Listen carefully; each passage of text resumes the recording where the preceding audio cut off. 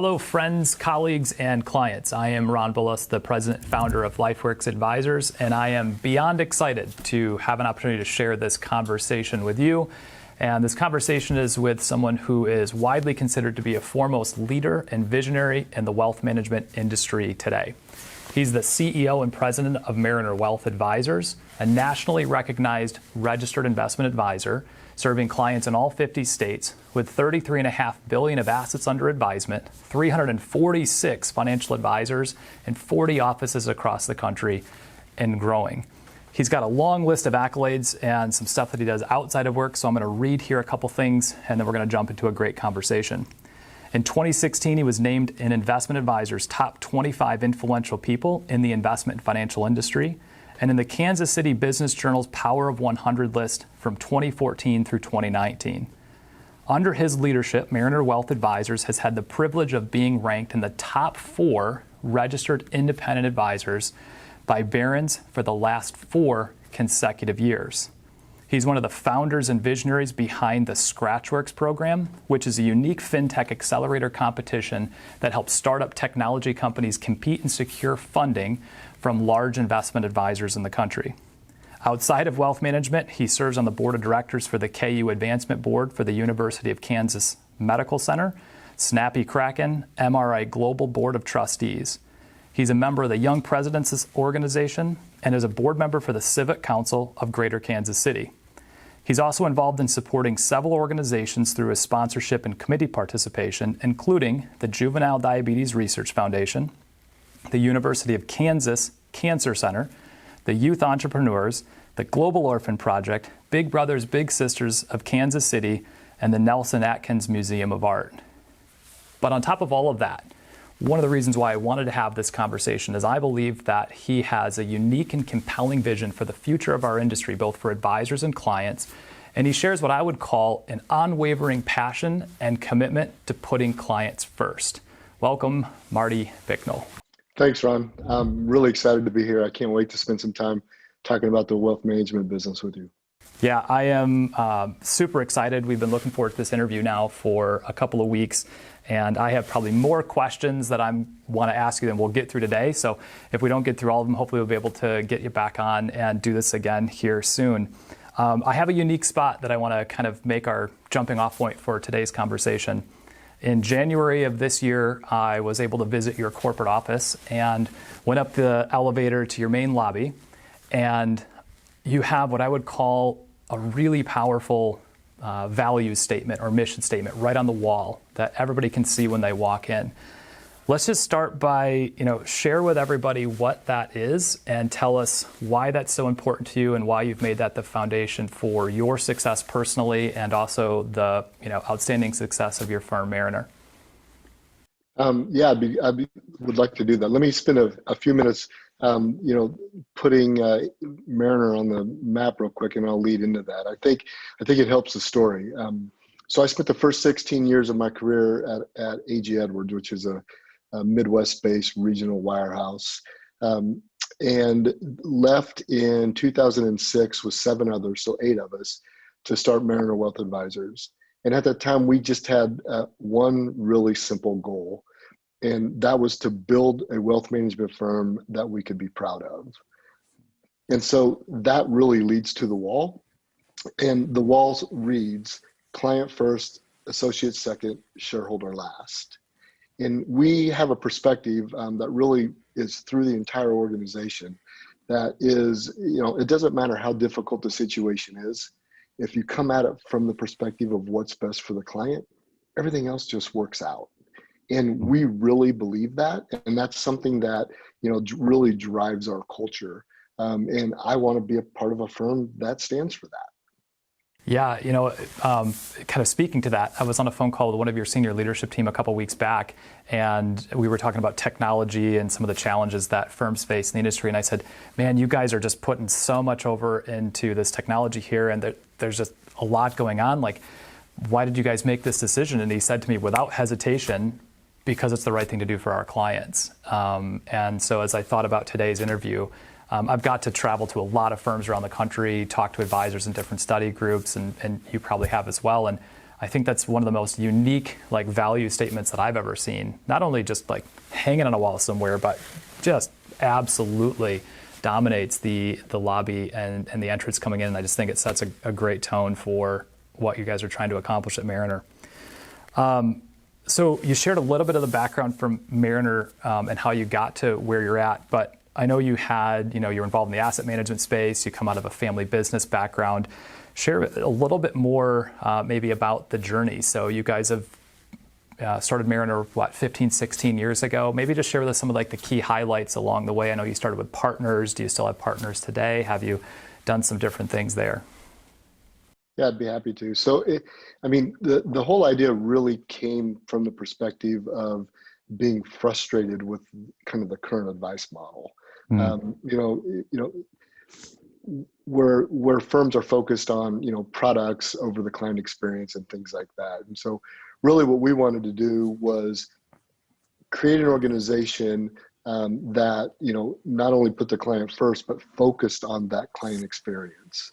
So things like tax, insurance, estate and trust, retirement planning, as well as investments. And that led us down tons of different paths. And so at one time in the evolution, we had kind of three separate buckets that we kind of were organized under.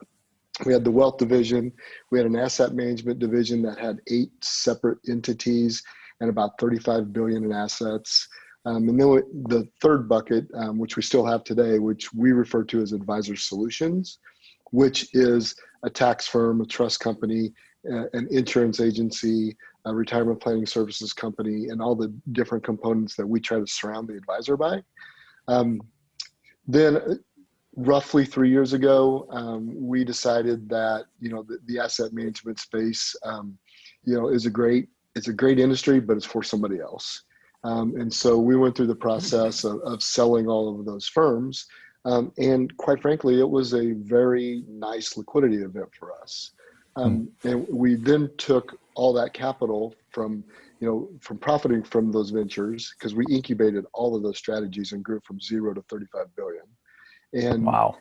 Took all of that capital and reinvested it in going out and acquiring other wealth firms, which, kind of really accelerated our growth significantly, and allowed us to do more things. Yeah, that's a pretty interesting transition to go from the asset management side with all the different silos to being very committed to the wealth management client-facing side. So you mentioned acquisitions. How there's a lot of aggregators out there, and there's lots of talk in the industry about buying firms, buying books of business, advisors retiring. What percentage or representative amount of your growth has been from acquisitions, bringing in good firms that fit the Mariner culture versus you guys just growing organically, in your client base with your advisors? Yeah, good question. So we have 40 locations today, and it just so happens it's split right down the middle. 20 of those locations we've grown organically, and 20 we have acquired.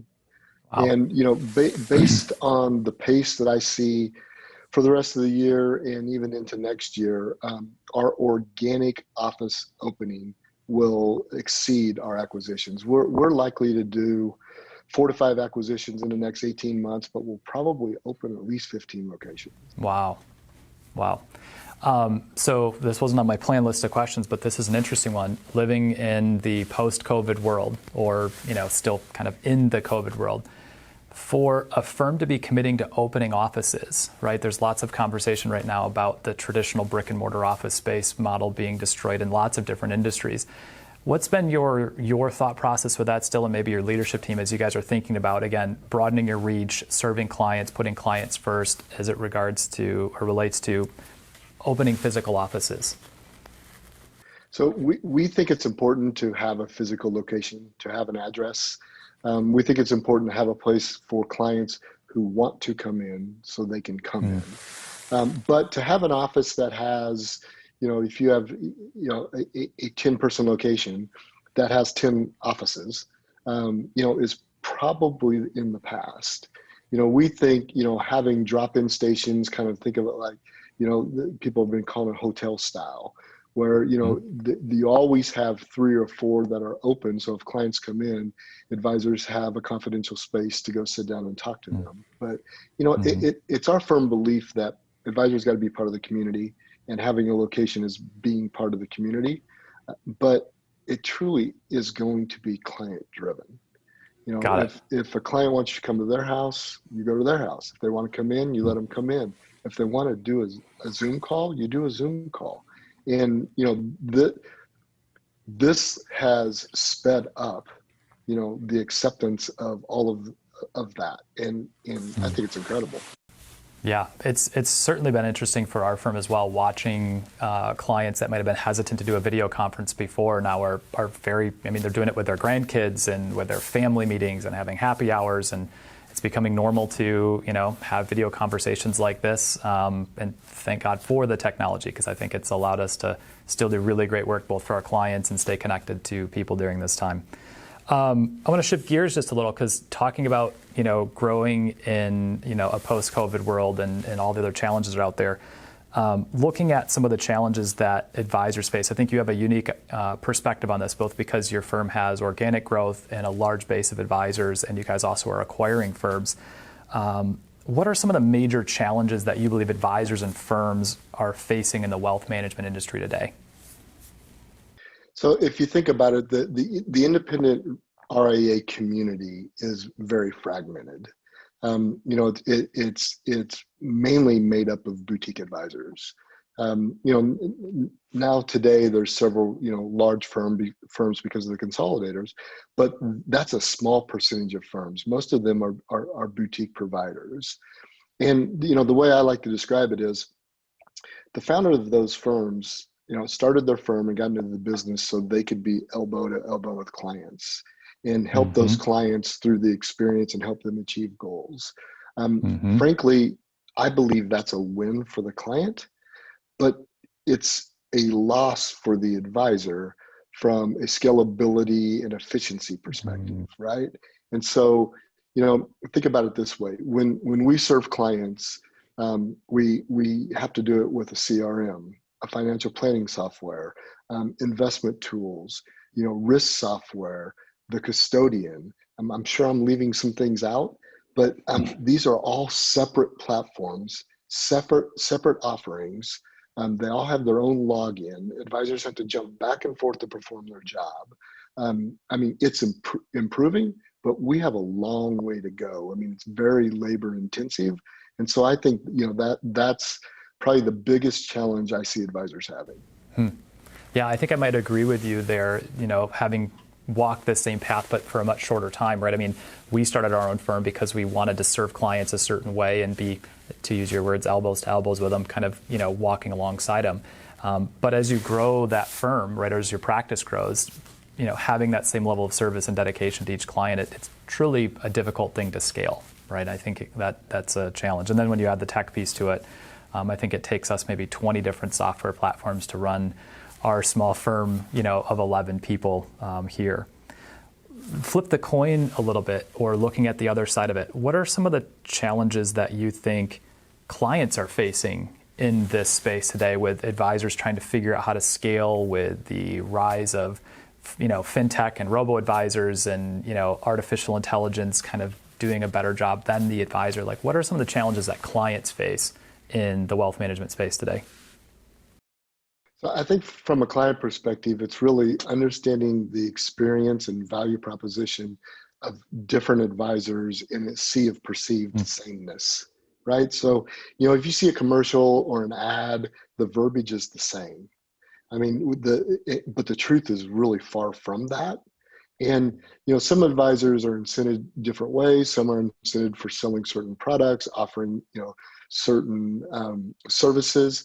And it's really hard for the client to differentiate between, think about it this way. What's the difference between a broker-dealer, an RIA, an insurance rep, a trust company representative, or a bank rep? We all look the same to the client. Yeah, that's a great point. I don't know that many clients would be able to articulate the difference there. So, yeah. So another question to this in terms of challenges, and this is maybe a little bit broader, but the average age of a financial advisor, depending on what report you look at, something like 58 years old, 60 years old, something like this. And our business is mostly dominated by men. In fact, I heard an executive at a conference once say that he jokingly referred to the industry as old, male, pale, and stale. And I thought it was a really interesting, kind of stuck with me. I've heard you talk a couple of times, and I've seen some of your articles where you've made a focus on trying to recruit next-gen talent.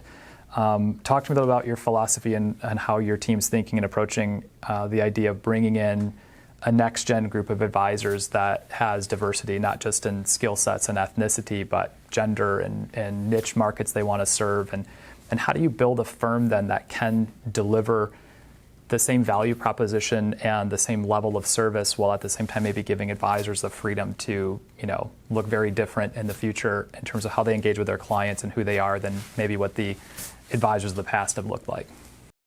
Kind of the best way to think about it is, the youth is important. Training and developing is important, but when you focus on the fact of the average age and really why that's not changing is, I believe it's number one because of a lack of effort, and two is the understanding for the need of that diversity, right? So, I think kind of the main area of focus, for this component of your question is universities. Several are now offering financial planning as a major. It's important to the industry to start there. So if firms can just understand the need for that and give, people the opportunity to come in and learn and develop, I really do think that that's, a great opportunity for the individuals as well as the industry. And our clients are diverse, right? And the best way to serve your client, to help that client experience, is understanding their situation. The best way to do that is have a diverse set of advisors. And you asked about the client experience and keeping it the same and how we think about that. So we have a strong belief, a strong philosophy that we refer to it as front stage, backstage. So you think about being on stage and being in front of the curtain or behind the curtain. We want everything behind the curtain to be a system and a process and a policy, and it just happens. Everything in front of the curtain, the client experience, needs to, be driven by the experience and expertise of that advisor and the needs of that client. So we go through a very extensive process of understanding the advisor's value proposition and client experience before we hire them. And then assuming we want it and we hire them, we don't want to change that. We want that experience to be unique.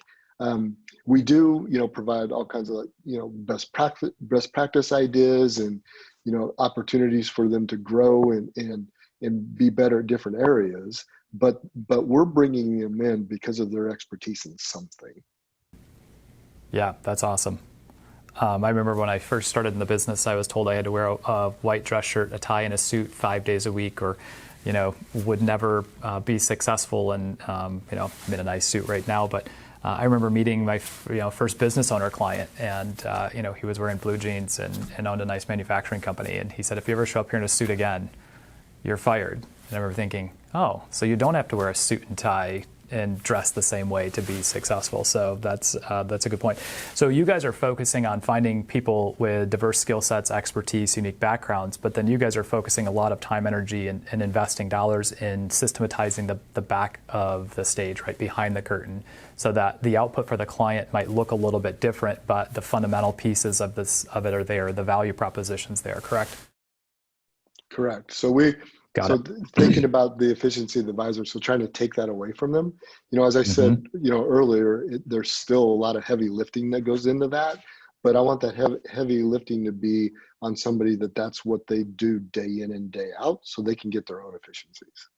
So this is maybe a good segue to talking a little bit about the future of the industry. You were one of the key drivers behind creating Scratch.Works, right? This FinTech or wealth tech accelerator competition. technology is rapidly changing the world around us. What impact do you see technology continuing to have on our industry specifically, and how it might reframe or change how advisors engage with clients? So as I kind of discussed before, I mean, being efficient and scalable will allow advisors to serve more clients and go much deeper in that relationship. And technology will also connect us better with clients. Kind of alluded to this before, but through the pandemic, the way we manage that relationship has grown dramatically.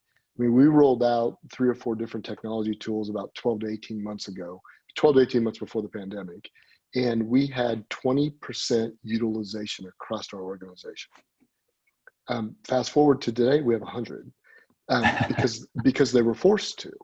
And I think had that not happened, that would have taken years.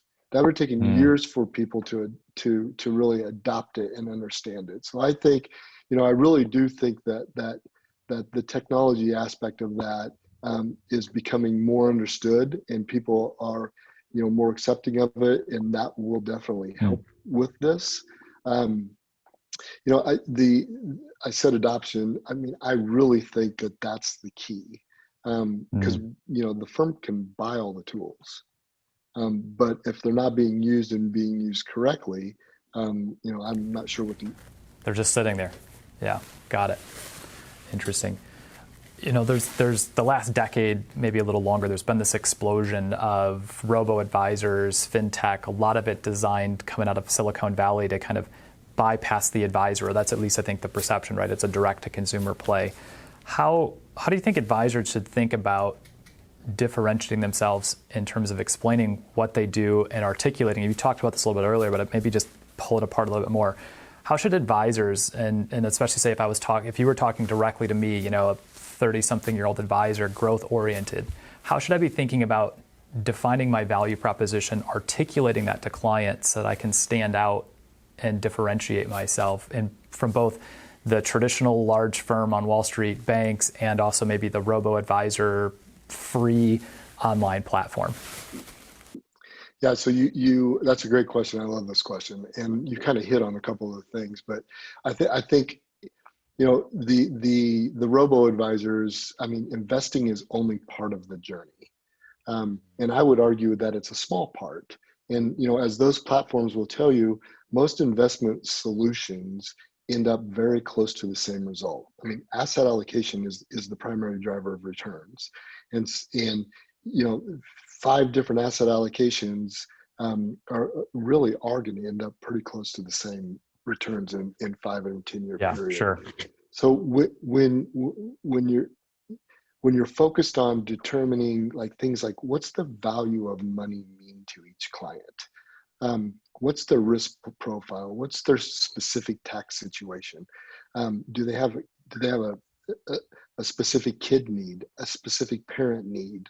I mean, just the uniqueness of each of their experience and needs is really important. And advisors have to understand that their importance in that relationship, and be able to, as you said, articulate in a clear way at the same time. And there's in my mind no one right way to do this business. There's many. So in determining what your ideal client profile is, and what your ideal client experience is, and map it out, and then figure out the best way to make it clear and concise and articulate it as much as you can.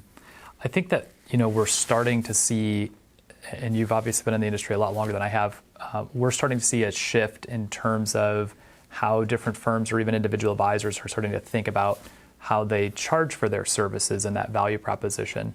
What do you think, or what do you believe might be coming down the road a little bit for those of us in the industry in terms of how technology is going to impact how we charge for fees, the types of fee structures, and do you see our industry shifting away from maybe the traditional charging 1% assets under management, being the majority driver of revenue for a firm. How do you see technology impacting how fees are charged and different models around that in the future for advisors? I think that it's an interesting and great question. So I think, in the next decade, I really don't think the way we charge for our services today will change that much. There's a couple different perspectives. I mean, number one, people talk a lot about inside the industry about there being fee compression. If your value proposition is investments and investments only, yes, you're going to have fee compression. But if you're doing tax returns and estate plans and taking people through all of those processes, I don't think it is. And we've explored with our clients, different ways of thinking about how we charge, whether we do fee for service, whether we do hourly rates, and all of our clients tell us the simplest way for you to do it is an asset-based fee, and that is consistent across the board. Yeah, that's interesting. And so part of it is trying to, again, maybe differentiate from things that are noise versus things that might have, true staying qualities in terms of shifts in the industry. It is interesting to think about how technology might shift that. And our engagements with clients tend to have some feedback that's probably a little bit similar to yours, where it becomes less about how we're charging the fee.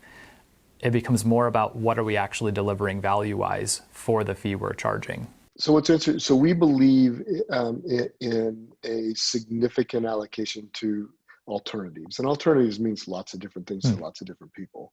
But I had a conversation with a client that was getting literally 50 1099s for an investment allocation. Wow. And we do their tax return.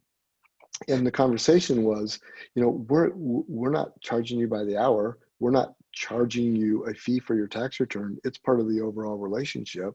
And if we all believe, you included, Mr. Client, that this is the right investment for you, I mean, we're helping make that decision knowing that incremental work is there. We still think it's the right allocation for you. So when you wrap all of those things into one kind of decision-making process, I think that helps the clarity of the process you're using. Yeah, no, that's a great example.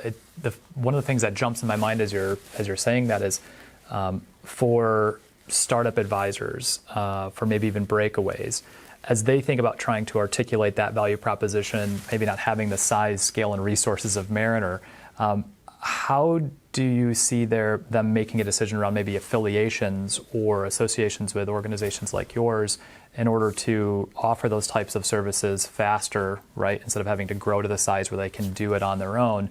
How should advisors, especially growth-oriented younger ones, be thinking about making decisions around aligning with firms or associations to be able to do that work? So I think it starts with what do they want to do? What do they want to accomplish? If they want to be an advisor first and foremost, then figuring out what type of platform to be on that has the best tools and resources to do that is, to me, that's an obvious choice. Being an entrepreneur, figuring out how to build a compliance department, an HR department, a technology department, all of that stuff. Some people are built for that, and those people should build an enterprise. God bless them. Right. I think most advisors should build a practice and figure out how and who to outsource those other things to. Real quickly, I think you're talking about something that is an important distinction, the difference between building a business and building a practice. Pull that apart for me just a little bit more, because when I talk to young advisors, especially ones that are maybe frustrated with being in a traditional model or a large insurance company or BD, feeling kind of restricted, talk to me a little bit about how to think about the decision, or try and even maybe give us some thoughts that could help that advisor walk down the path of, do I really want to build a business and run an operations, or do I want to build a practice, and what that looks like, how to maybe make that decision? So I will try my best not to make this a commercial, but Yeah. we have a division called Mariner Platform Solutions, which is a platform offering. So if you think about that example, and we have individuals that leave those environments, we support them in setting up their own business. So they own their business, they own it. It's an LLC, and then they become an IAR, an investment advisor rep of Mariner Platform Solutions. So they have their own brand, but they have everything we've built behind them, literally everything. And then their responsibility is to build their practice, they control the client experience. They control their hours. They control all of that. They're their own boss, but they have the tools and resources of a firm like ours behind them. And I use Mariner Platform Solutions as the example because I know it well, but there are 24 firms that do that. Got it. Interesting. Yeah. And so I think that, what gets talked about there then is, again, trying to get clarity around what you enjoy doing every day, right? Do you enjoy rolling up your sleeves and helping clients make decisions and coming alongside them as they're, navigating their financial plan, or do you really enjoy building an enterprise and trying to think about owning something? That's kind of how I've thought about framing it is in that, difference, how I want to spend my time, where I think I add the most value. So we're kind of talking about the future of the industry. Let's talk a little bit about Scratch.Works. I know it's just one segment of some of the things you've done over the years. So Scratch.Works being a FinTech accelerator, applicant supply, and then they basically compete for a bid offering from the 5 investors that are successful owners of RIAs like yourself. In an industry that seems to me where a lot of the RIAs, for instance, just adopt other people's technology and aren't putting a lot of their own money into trying to help find not just shiny objects, right, but things that actually are going to be better for advisors and better for clients. Tell me a little bit about how you view investing in like next gen technology and why it's important to kind of put your money where your mouth is, so to speak, in terms of investing in that. Well, I talked a little bit about the industry being so fragmented, and all the different tools and that we have to try to figure out. While some of them are very basic, and there are large providers doing them, there are many components of our business that nobody's really tried to automate, or nobody's really tried to figure out how to get to the 3-person, 10-person practice and help them do it. So, whether it's marketing automation, digital marketing, allocation software. Just those types of things. I think it's really important that, some people refer to it as wealth tech, some people refer to it as advisor tech, but those spaces are really going to raise the game of being independent, so that the playing field becomes much more level. Awesome answer to that. So do you think that and I know Scratch.Works is just a few years old, but have you seen it creating some interest in other large firms like yours to also start rethinking how they're maybe investing or making concerted efforts to invest in new technology or new startup ventures that are trying to automate or improve the advisor-client relationship or the client experience? Have you seen some traction in that in the industry? I really have. So I probably get, I don't know, three or so calls on a weekly basis from advisors, in the industry that are saying, "Hey, I found this. I invested in this. I'm looking to invest in this. Will you guys take a look?" And they're all household name advisors that anyone that follows the industry reads about them in all the industry publications. But it really is exciting to see that grow. So not to be a commercial for Lifeworks Advisors, shifting gears a little bit, as you know, Lifeworks Advisors was a finalist this year in the Scratch.Works program, and we were fortunate to have secured funding from you and your firm. One of the questions that I'd like to ask is, as you look at technology every day, 3 to 5 phone calls, a week, et cetera, what was it about Lifeworks Advisors that caught your attention and helped us stand out from the crowd? So, I mean, again, we talked about the fragmented technologies advisors have. So I think there's a big opportunity in this space for a firm that's able to develop, really a robust client experience and integrate all those components in a way that elevates advisors who want to really provide that personal financial planning and solutions. I mean, being able to give them a platform that ties all that together will be amazing.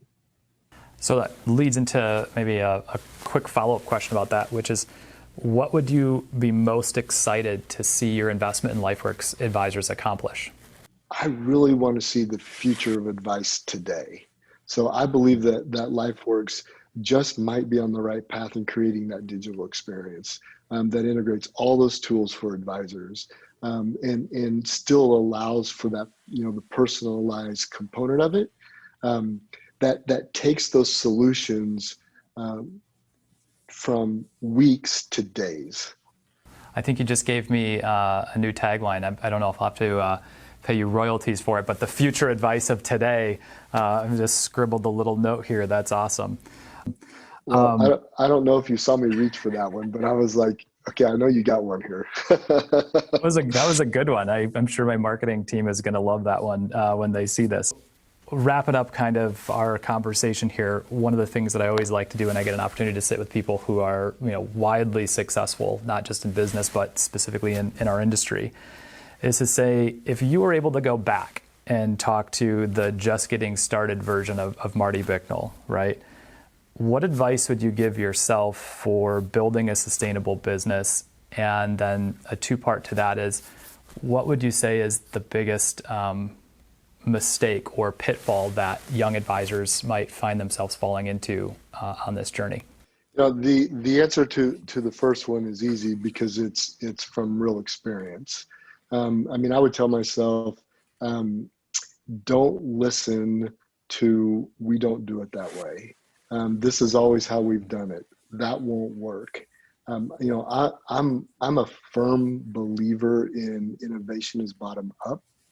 And, so I believe culture is top down, innovation is bottom up. And part of that is creating the culture that people believe that. And, my advice, to people would be, this is a noble industry. And we're doing good things for good people. So, come, be a holistic advisor, focus on the client, focus on their outcome, and truly care about the results, but always put the client first and innovate this industry. So for that young growth-oriented advisor again, would you say it's fair then, if they're out there looking at platform options, that putting a premium on partnering with a company like yours that has this belief in innovating from the bottom up, giving them the opportunity to come and say, yeah, I know this has never been done this way before, but I think we could do it and do it successfully.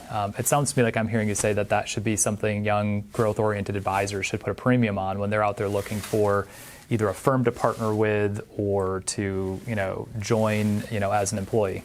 Ron, I was going to say there's two kinds of individuals. There's more than that, but if they're, in getting to know you, guys like you, guys like me, absolutely. Right? We're putting us in a box is going to be bad for us and the people we're associated with. There are plenty of people that want the directions and want to follow the directions. And there's nothing wrong with that. But advisors who want to be entrepreneurial in the way they're building their practice, I would tell them absolutely, find a place that's going to let you be you and let you innovate in that experience. Yeah, that's awesome.